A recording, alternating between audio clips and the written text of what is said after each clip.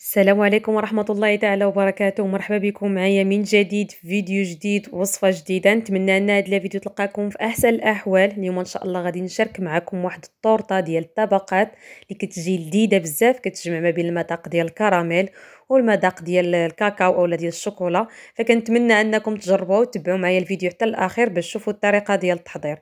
اول حاجة غادي نبداو بها هي الطبقة الاولى، واللي هي عبارة على الكيكة ديال 7 ملاعق اللي كتجي بسيطة. عندي هنايا حبة ديال البيض، رشه ديال الملحه، 7 المعالق اللي ما عامرينش ديال سكر سنيده، وكنخلطوا هاد العناصر ديالنا مزيان غير بالطراب اليدوي حتى من بعد ما كيذوب لنا سكر سنيده. هنا غادي نزيد 6 المعالق اولا عفوا 7 المعالق ديال الزيت النباتيه.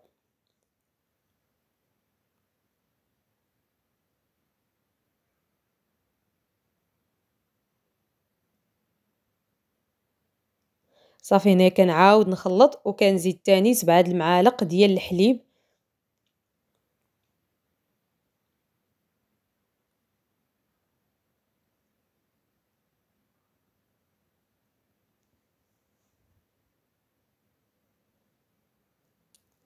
ومن بعد هنايا كنزيد 6 المعالق ديال الدقيق، والملعقه السابعه كتكون ديال الكاكاو. بغيتو ديروها هكا بالفاني ممكن ديروا 7 المعالق ديال الدقيق. هنايا انا غادي نزيد 6 المعالق ديال الدقيق، ساشي ديال الكاكاو اللي هو عباره على معلقه كبيره ديال الكاكاو، وواحد الخماره من وزن 8 غرام. كنغربلوا النواشف ديالنا بطبيعه الحال باش كندخلوا لهم واحد الكميه كبيره ديال الهواء، وكتعاون ان الكيك ديالنا كيجينا منفوخ وكيجينا خفيف.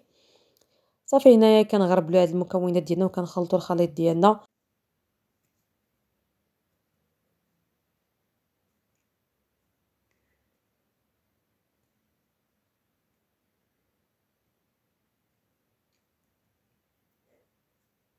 من بعد ما كيتخلط لينا الكيك ديالنا كيجينا على هاد الشكل، كنقدروا نكتبوا به اي عدد بغينا. هنا المول ديالي انا فرشت ليه ورق الطهي ودهنت الجوانب ديالو بالزبده. كنخوي الكيك ديالي فيه، ممكن انكم تدهنوه هكا بالزبده. بالنسبه لهاد المول راه القياس ديالو هو الموين، ماشي الصغير وماشي كبير، يعني القياس الموين ديالهم كيكون واقيلا 24 سنتيم على ما كنظن. صافي كندخلوا الفران على 175 درجه العافيه غير من التحت، غير كتبان لنا الكيك ديالنا تنفخ. كنشعلوا عليه كنديروا له لتحت العافيه ديال التحت مع الفرفاره. صافي دغيا كيطيب تقريبا 20 دقيقه. كيطيب وكيبان لنا ان الجوانب ديالو بدا كيتفرق على المول. كنخرجوا الكيك ديالنا كيجينا خفيف. هانتوما غتشوفوا كيفاش كتجي الكيكه، واخا انها غير فيها غير بيضه وحده. شوفوا كيفاش كتجي. هنايا كنحيدها من المول باش دغيا كتبرد لينا. كنحطها هكا غير على سطح العمل باش دغيا كتبرد، وكندوز باش كنوجد الطبقه الثانيه. صراحه هاد الطورطه اولا هاد الحلوه ما كديش لنا الوقت دغيا كتوجد. شوفوا نتوما كيفاش كتجي خفيفه. صافي هنا كندوز باش كنوجد الطبقه الثانيه اللي كيكون فيها نص لتر ديال الحليب، واحد الفلون بنكهه الكراميل، 2 معالق ديال سكر سنيده. صافي كنخلط هاد العناصر ديالي وكنديرو كنردهم فوق البوطه. في الخلاط الكهربائي كندير واحد الباكيه ديال اي بسكوي عندكم اولا 15 مربع ديال البسكوي. انا هذا استعملت هاد هنريز. كنحاول انني نهرمشها هكا باش دغيا كيطحن معايا.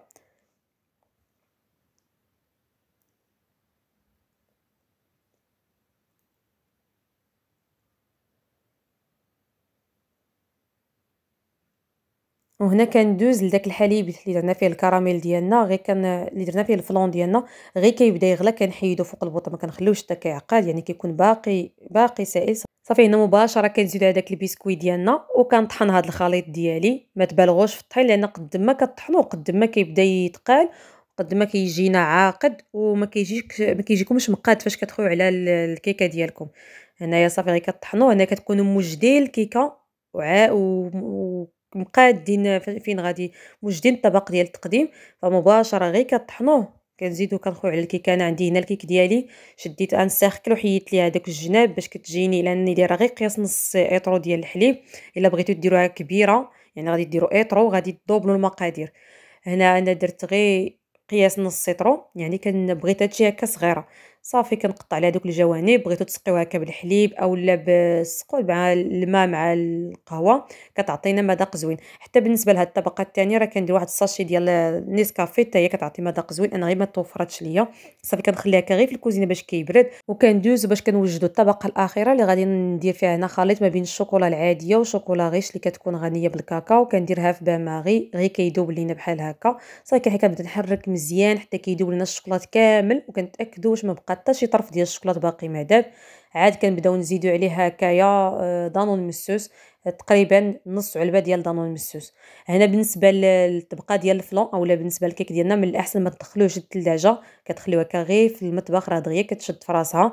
الا دخلتوها للثلاجه فاش غتدخلوا عليها الطبقه ديال الشوكولات فاش غتجيو تقطعوا كتبدا تزلق طبقه الشوكولات من فوق الفلون. كتخليوها هكا غير في المطبخ باش كتجيكم مقاده، وفاش كتقطعوها ما كتبقاش تزلق لكم الطبقه الثالثه. هنا كنبدا نزيد في الدانون مسوس. ممكن انكم ديروا غير الحليب، صراحه حتى الحليب كيعطي نتيجه احسن وكيعطينا ديك لا تيكستور ديال الشوكولات كتجينا خفيفه على دانون. انا ما توفرش ليا الحليب داكشي استعملت دانون مسوس. صافي كندير طبقه اخيره كنحاول انني نقاد هكا على الوجه. كما قلت لكم الا درتوا الحليب راه كتجيكم طبقه سائله يعني كتخوها دغيا كتقاد. هنا كنحاول انني نقاد بالمعلقه. وإلا بغيتو هما صراحة بحال هاد الطريقة ما كتجيش ديك الطبقة الاخرانية مفينية مزيان، يعني ممكن انكم تستعملوا الحليب اولا انكم تزينوا هاد الطبقة بواحد شوية ديال الفواكه، ديال الفواكه الجافة اولا المكسرات. انا في الغالب كنجيب هكا اللوز كنحمرو كنهرمشو كندير به طبقه اخيره مع شويه ديال لي بيبي الشوكولا. فهاديك بداك الشكل كتجي الشكل ديالها زوين. هاد المره انا مبغيتش نزينها فخليتها بحال هكا باش نقدر نكتب عليها 100 كا، وباش نشكر الناس ديال الانستغرام اللي بفضلهم بفضل الدعم ديالهم وبالثقه ديالهم قدرت نكمل 100 كا على الانستغرام. فداك الشيء علاش خليتها هكاك وكتبت عليها 100 كا. صافي هنايا كندخلها للثلاجه. من الاحسن نخليوها تبرد مزيان على الاقل واحد 4 السوايع باش كتشد مزيان في راسها. انا هنا خليتها تقريبا ساعه ونص. صافي حيدتها من الثلاجه وديموليتها. كما كتلاحظوا راه الطبقه الاخيره باقي ما شاده في راسها مزيان. غادي نقطعها معكم باش تشوفوا ليا في الداخل كيفاش كتجي وتشوفوا معايا ديك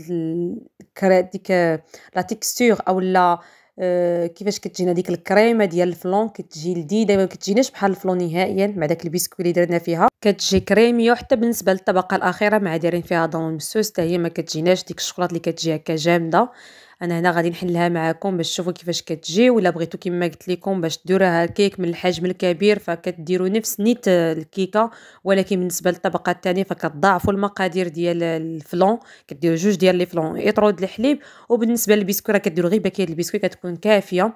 ها انتم كتشوفوا كيفاش كتجي من الداخل. كنتمنى انكم تجربوها بارطاجيو معايا كيفاش جاتكم. خليو لي في التعاليق ديالكم كيفاش جاتكم لا فيديو.